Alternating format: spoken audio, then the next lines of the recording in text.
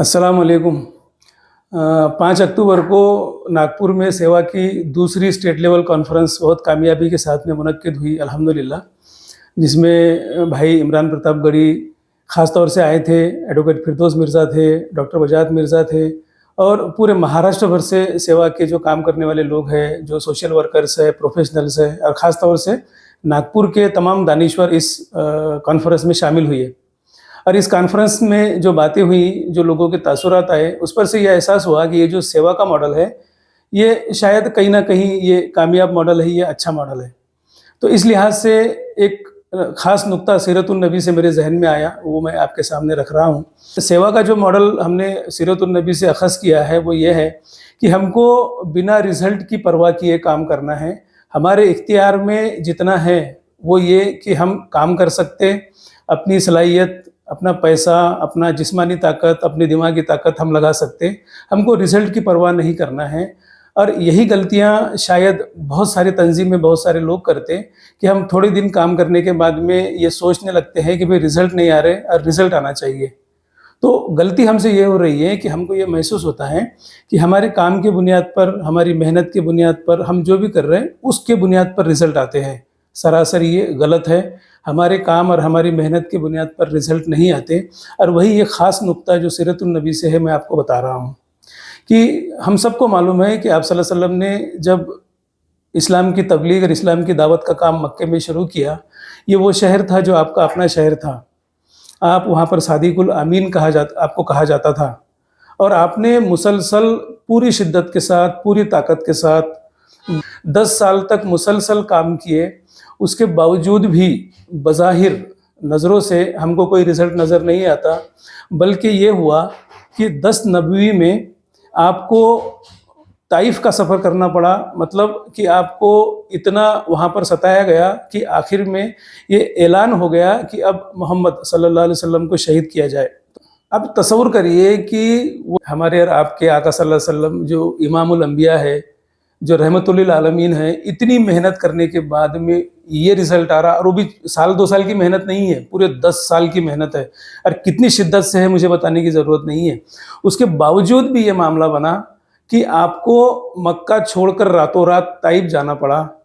एक दिन ताइफ आप रुक नहीं पाए कि ताइफ से वो तीनों सरदारों से मुलाकात के बाद में आपको इस कदर वापस आना पड़ा कि आपके पीछे वो सब छिछोरे लड़के लगा दिए गए जिन्होंने आपको पत्थरों से मार मार के लहूलुहान कर दिए, जिसके तुफैल में ये पूरी कायनात बनी।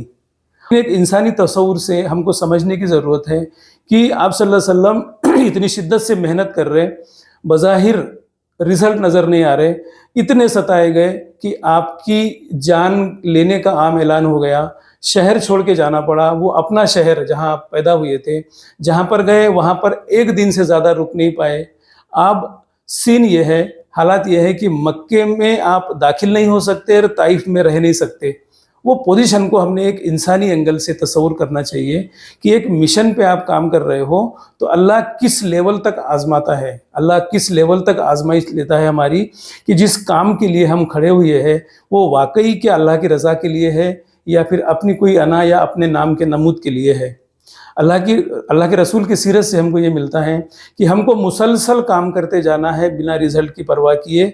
तो एक वक्त वो आता है कि जब अल्लाह हमसे राज़ी होता है। और अल्लाह कब राज़ी होता है? अल्लाह हमारे वो काम की शिद्दत को देखता है कि अल्लाह ने आप सल्लल्लाहु अलैहि वसल्लम की वो शिद्दत को देखा कि 11-10 साल मुसलसल काम किए, लेकिन उसके बाद में जो हालात बने, वो हालात ये हैं कि अल्लाह जब हाथ खोलता है, अल्लाह जब अपनी रहमतों को, बरकतों को खोलता है, तो हालात और मामला ये बना कि आप जब मक्के में आए और अगले साल का जो हज था, वहाँ से मदीने से जो है वो काफ़िला आया। आपने डायरेक्ट कभी उनको सीधे दावत नहीं दी, ना कभी उनसे मुलाकात हुई।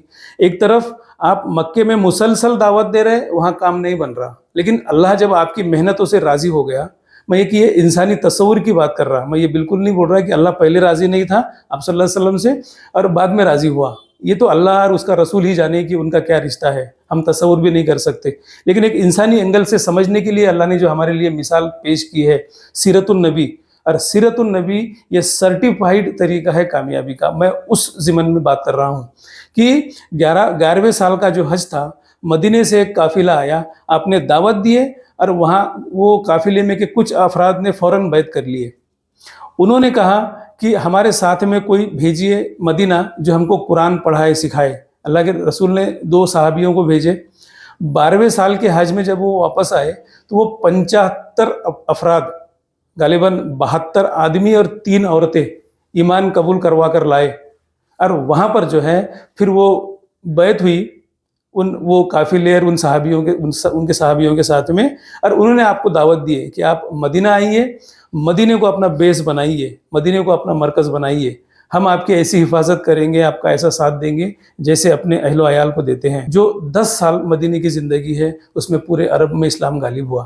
میں بولنا یہ چاہ رہا ہوں کہ سیرت النبی سے جو ہم کو اخذ کرنا ہے وہ یہ ہے کہ ہم کو بنا رزلٹ کی پرواہ کیے کام کرتے جانا ہے، کام کرتے جانا ہے، کام کرتے جانا ہے، کام کرتے جانا ہے، اس نیت کے ساتھ میں کہ ہم اللہ کو راضی کرنے کے لیے اللہ کے لیے کام کر رہے ہیں. اللہ جب ہماری محنت سے اور ہماری نیت سے راضی ہوگا تو وہاں پر وہ مخرج پیدا کرے گا اور وہاں سے تمام رزلٹ جو ہے وہ آنا شروع ہوں گے.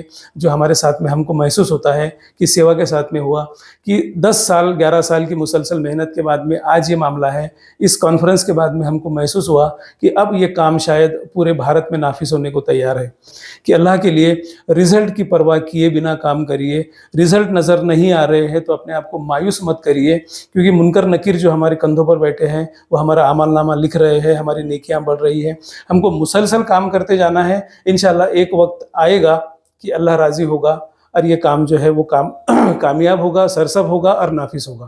تو اس نہج پہ ہم کو کام کرنا ہے. اللہ سے دعا ہے کہ اللہ ہماری نیتوں کو قبول کرے اور ہماری محنتوں کو قبول کرے. السلام علیکم ورحمۃ اللہ وبرکاتہ.